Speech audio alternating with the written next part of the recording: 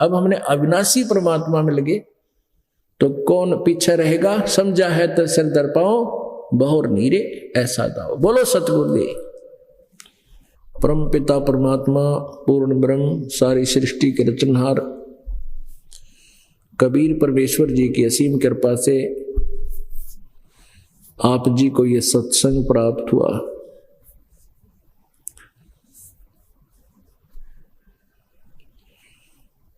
परमात्मा कबीर देव जी ये आप जी के हम सब के एकमात्र मालिक हैं। हम सभी इसी कबीर साहब की आत्मा हैं। हम अपनी गलती से यहाँ इस काल के जाल में फंस गए। अब इससे निकलने का तरीका हमारे पास नहीं था। काल के जाल में ही जो भी साधनाएं हम करते थे वो काल के जाल में फंसे रहने की ही थी, क्योंकि ये काल भगवान ये नहीं चाहता कि किसी प्राणी को, किसी जीवात्मा को पूर्ण परमात्मा की जानकारी हो। इसको मालूम है कि जब इस हंस आत्मा को अपने निज ठिकाने का ज्ञान हो जाएगा फिर ये यहां नहीं रहेगी। इसलिए इसने मूल ज्ञान को, जैसा कि परमात्मा ने 5 वेद दिए थे इसको, इसने इन वेदों का वो हिस्सा जिसमें पूर्ण परमात्मा की यथार्थ जानकारी और उसमें पूजा की विधि लिखी थी वो हिस्सा छुपा दिया, नष्ट कर दिया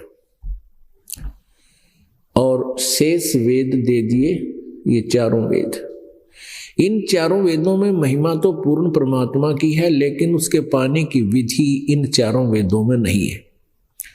इन 4 वेदों में ब्रह्म तक की साधना का ही उल्लेख है, जिस कारण से सभी ऋषि महर्षि महान आत्माएं जो परमात्मा को चाहती थी उसको पाने की चेष्टा की, उन्होंने वेदों के आधार से साधनाएं की। श्रीमद् भगवत गीता जी का ज्ञान भी इसी ब्रह्म ने दिया और 4 वेदों का ज्ञान भी इसी काल ब्रह्म ने दिया। श्री कृष्ण जी में प्रवेश करके श्रीमद् भगवत गीता जी का ज्ञान इस काल भगवान ने दिया। इसने गीता जी अध्याय नंबर 11 के श्लोक नंबर 47 और 48 में कहा है कि अर्जुन ये मेरा वास्तविक रूप है, ये काल रूप, 1000 भुजाओं वाला, 1000 हाथों वाला, 1000 पैरों वाला बढ़ा हुआ ये काल हूं और ये मेरा यथार्थ रूप है, ये मेरा स्वरूप है वास्तविक। और इसकी प्राप्ति, इसके दर्शन अब वर्तमान में मैंने तुझे दिए हैं। इससे पहले किसी ने नहीं देखा और न ही आगे कोई देख सकेगा।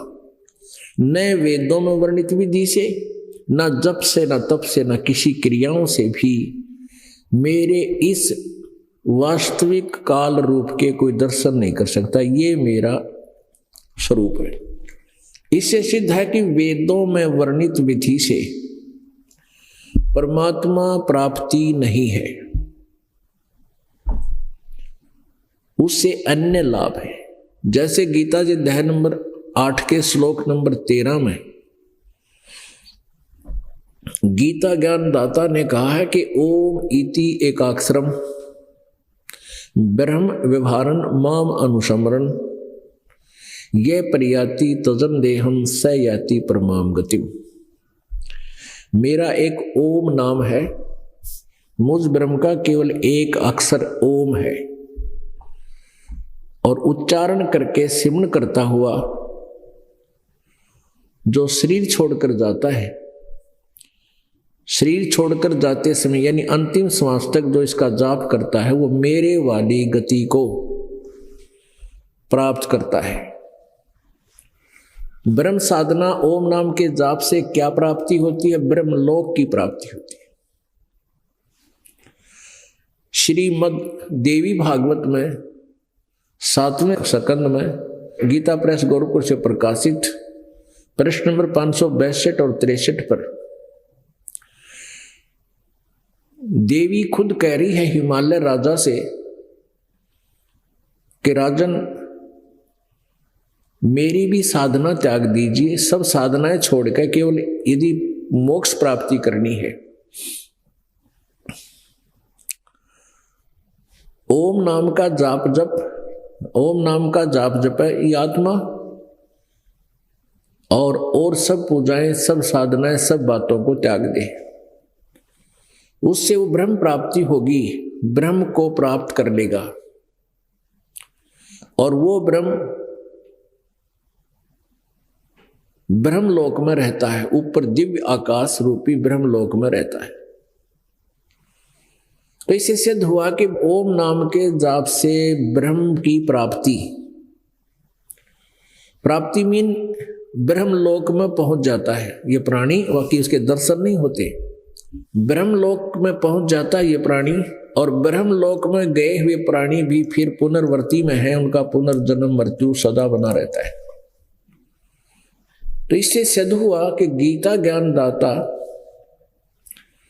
कहता है कि मेरा ये स्वरूप है, मेरी प्राप्ति न किसी जप से, न तप से, न किसी क्रिया से, वेदों में वर्णित विधि से भी, यज्ञ आदि से भी मेरी प्राप्ति नहीं हो सकती। इससे सिद्ध है कि वेदों में वर्णित विधि से प्रभु प्राप्ति नहीं है, अन्य उपलब्धियां हो जाती हैं, सिद्धियां आ जाती हैं, स्वर्ग महास्वर्ग प्राप्त हो जाता है, जिसको ब्रह्मलोक कहते हैं, महास्वर्ग को। ये देखिएगा श्रीमद् भगवत गीता,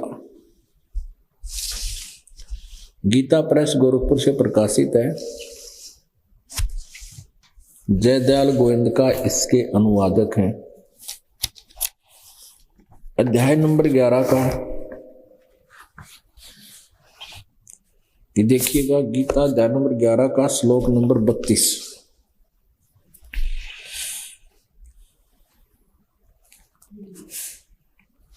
इसमें गीता ज्ञानदाता कह रहा है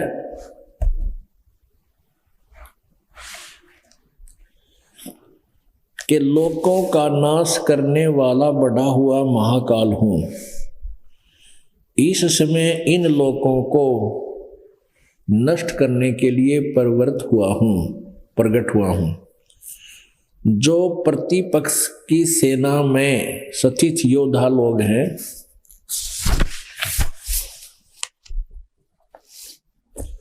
वे सब तेरे बिना भी नहीं रहेंगे, और अर्थात तेरे युद्ध ना करने पर भी सबका नाश हो जाएगा। मैं काल हूं।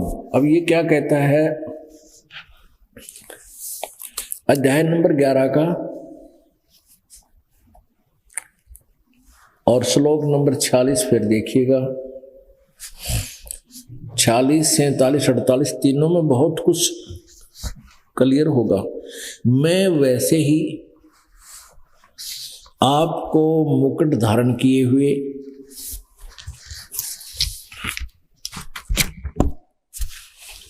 गदा और चक्र हाथ में लिए हुए देखना चाहता हूं, इसलिए हे विश्वरूप यानी काल रूप में प्रकट, हे सहस्र बाहो यानी 1000 भुजा वाले भगवान, आप उसी चतुर्भुज रूप से प्रकट होइए। अब यहां क्या कहता है गीता ज्ञानदाता भगवान श्री भगवान वाच, ये है श्री भगवान वाच।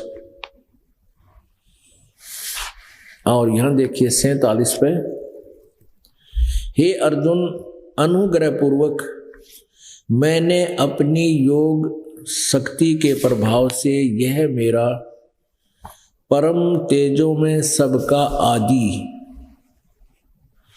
सीमा रहित विराट रूप तुझको दिखलाया है। मैंने अपना विराट रूप दिखा दिया, जिसे तेरे अतिरिक्त दूसरे किसी ने पहले नहीं देखा था। 48 में कहा है, अध्याय नंबर 11 का ही यह श्लोक 48 है। हे अर्जुन, मनुष्य लोक में इस प्रकार विश्व रूप वाला मैं न वेदों और यज्ञों के अध्ययन से, इसका अर्थ है न तो वेदों से और न यज्ञों के और न इस स्वाध्याय से, वेदों में जो ज्ञान गायत्री मंत्र जाप कराने कहते इससे भी नहीं, न दान से, न क्रियाओं से और न उग्र तपों से तेरे अतिरिक्त दूसरे द्वारा देखा जा सकता हूं। स्पष्ट कर दिया है कि मैं, हे अर्जुन, इस मनुष्य लोक में इस प्रकार रूप वाला मैं न वेदों और यज्ञों के अध्ययन से, न अर्थात वेदों में वर्णित विधि जो यज्ञ आदि है उनसे, और न दान से और न क्रियाओं से और न उग्र तपों से तेरे अतिरिक्त दूसरे के द्वारा देखा जा सकता हूँ। किसी के द्वारा न उग्र तपों से तेरे अतिरिक्त दूसरे द्वारा देखा जा सकता हूँ, अर्थात नहीं देखा जा सकता। अब यहां समस्या आती है थोड़ी सी 49 में, मेरे इस प्रकार के इस विकराल रूप को देखकर तुझको व्याकुलता नहीं होनी चाहिए और मूढ़ भाव नहीं होना चाहिए। तू भय रहित और प्रीति युक्त मन वाला होकर उसी मेरे यानी चतुर्भुज रूप को फिर देख। शंख चक्र गदा पद्म युक्त चतुर्भुज रूप को तू फिर देख। ये विष्णु रूप बना लिया इसने, विष्णु रूप। अध्याय नंबर 11 का अब आपने 49 देख लिया, अब 50 देखो। ये 50 है। हे वासुदेव भगवान ने, अब ये कौन बोल रहा? संजय बतावा है। वासुदेव भगवान ने अर्जुन को के प्रति इस प्रकार कहकर फिर वैसे ही अपने चतुर्भुज रूप को दिखलाया और फिर महात्मा श्री कृष्ण ने सौम्य रूप होकर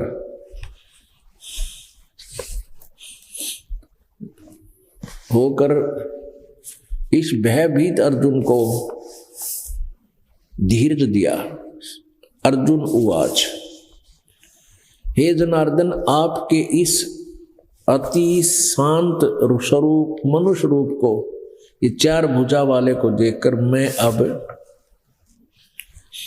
स्थिर चित्त हो गया हूं, विष्णु रूप में आ गया। फिर यू अपनी स्वाभाविक स्थिति को प्राप्त हो गया। पहले डर गया था, घी बंद रही थी इसकी 52 में। मेरा जो चतुर्भुज तू, अब ये श्री भगवान वाच काल बोलता है, मेरा जो चतुर्भुज रूप तुमने देखा है वह सुदर्शनम यानी सुदर्शन है, अर्थात इसके दर्शन बड़े दुर्लभ है।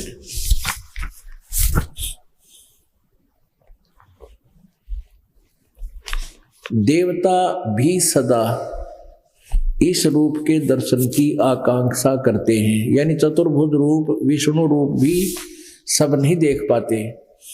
53 में क्या बताया है? जिस प्रकार तुमने मुझको देखा और इस प्रकार चतुर्भुज वाला रूप मैं न वेदों से वर्णित विधि में, न तप से, न दान से, न यज्ञों से देखा जा सकता हूं। आगे देखो, परंतु अर्जुन, ये चम्मन में 53 तक पढ़ लिया। परंतम अर्जुन, परंतु हे परंतम अर्जुन, अनन्य भक्ति के द्वारा इस प्रकार चतुर्भुज रूप वाला मैं प्रत्यक्ष देखने के लिए, तत्व से जानने के लिए तथा प्रवेश करने के लिए, अर्थात एक ही भाव से प्राप्त होने के लिए मैं शक्य हूं। हे अर्जुन, जो पुरुष केवल मेरे ही संपूर्ण कर्तव्य कर्मों को करने वाला, मेरा प्राण, मेरा भक्त, आसक्ति रहित है, संपूर्ण प्राणियों में वैर भाव से रहित है, वह अनन्य भक्ति युक्त पुरुष मुझको ही प्राप्त होता है। इसका अर्थ सीधा सही ये लास्ट है, ये इति ये खत्म हो गया 11वां अध्याय। अपने आत्मा अब काल ने स्पष्ट कर दिया है, मेरी प्राप्ति ना वेदों में वर्णित विधि से, ना किसी तप से, ना जप से, ना ज्ञान से, ना किसी प्रकार से, कोई नहीं, ना क्रियाओं से मेरी प्राप्ति नहीं हो सकती। इसलिए इन ऋषि महर्षियों ने बहुत हठ योग भी किए, साधनाएं भी की, वेदों में वर्णित विधि से ओम नाम का जाप करके हजारों वर्षों तक भी लगे रहे, परमात्मा प्राप्ति नहीं हुई। अंत में इन्होंने अपनी ही थ्योरी बना दी, सिद्धांत बना दिया कि परमात्मा निराकार है। अब इस काल भगवान ने एक ऐसा जाल फैला दिया कि सभी पूरे विश्व में, चाहे किसी भी मजहब धर्म के अनुयायियों से पूछ लीजिए, वो कहेगा गॉड इज फॉर्मलेस, परमात्मा निराकार है। और सारे सदग्रंथ बता रहे हैं परमात्मा साकार है, सशरीर है, मनुष्य के सदृश है, उसका नाम कबीर है, कबीर देव, कबीर साहब, अल्लाहू अकबर, उसी को कहते हैं।